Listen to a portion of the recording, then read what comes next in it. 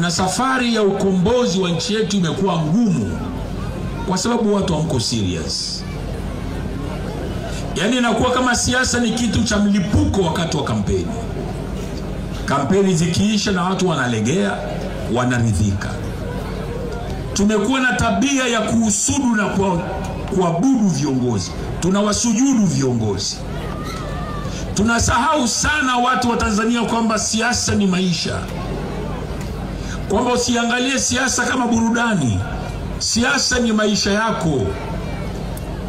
Viongozi wako ndio wanasababisha maisha uliyokuwa nayo leo, sio Mungu.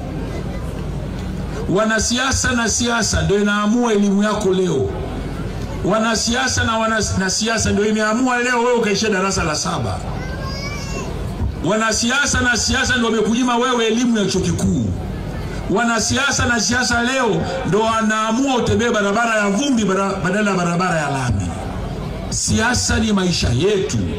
Tumeweka maisha yetu rehani kwa kuwatukuza viongozi wa serikali. Pili, Watanzania tunasema ni jamii ya watu wa amani. Lakini miongoni mwetu wako waliotufanya maskini. Hatuonekani kuwa na hasira na watu waliotufanya maskini. Hatuonekani kuwa na hasira na watu walioua elimu ya nchi yetu. Hatuonekani kuwa na hasira na wale watu ambao wameua uchumi wa nchi yetu. Angalia wa Kenya, watoto wana hasira na viongozi wa serikali, kuanzia rais, makamu wa rais, mawaziri, wabunge. Kenya leo mtu anajificha. Nilikuwa naongea na rafiki yangu mmoja ni mbunge wa Kenya, akaniambia sasa hivi hatuzubutu hata kutumia magari yetu, tunatumia Vitz. Wabunge wa Kenya walikuwa wote na V8. Hawazubutu kuyapanda, maana wakiyapanda watoto vijana wanachoma nyumba zao. Kwa sababu wanafanya maamuzi kwenye bunge lao yanayoumiza maisha ya wananchi wa Kenya. Wakenya wamefika mahali wakasema sasa basi. Hilo jambo naliombea lije Tanzania.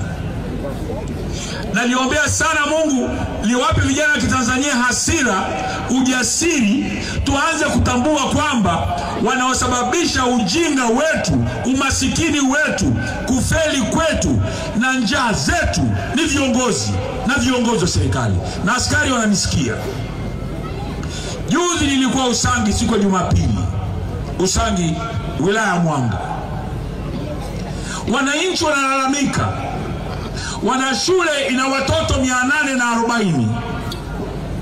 Ina walimu 3. Hebu fikiria. Usangi, Mwanga pale makao makuu ya wilaya ya Mwanga pale. Usangi ni eneo ambalo ametoka Waziri Mkuu Cleopa Msuya. Wazazi wanasema tuna shule mwenyekiti ina watoto 840. Ina walimu 3. Mwaka wa pili huu. Kwa hiyo mnafanyaje? Eti wananchi wamekusanyana, wameamua kuwalipa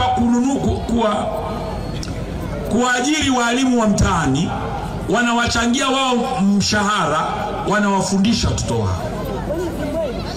Hiki kitendo kilinikera. Nikaambia wananchi, acheni uduanzi.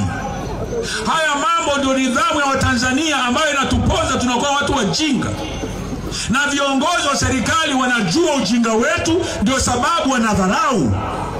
Polisi wanajua ujinga wetu, ndio sababu wanatupuuza. Nikawaambia wale wazazi, msilisomee risala. Kusanyaneni wote, kwa sababu kama watoto ni 840, kwa hesabu ya haraka kwamba mtoto mmoja ana wazazi wawili, si ndio? Maana yake ni wazazi 1620. Nikawaambia na 80 samani. Nikawaambia kusanyeni hata angalau wazazi 100 na 1200. Msilalamikie Mbowe. Andamaneni, nendeni kwa mkuu wa wilaya. Nendeni kwa mkurugenzi wa wilaya. Nendeni kwa afisa elimu wa wilaya. Kaeni ofisini kwake, mfungieni nje ya ofisi. Mkifanya hivyo siku ya kwanza, siku ya pili mtaletea walimu wanakotoka, watajua wenyewe. Uongo kweli? Watanzania tumekuwa na nidhamu za ajabu.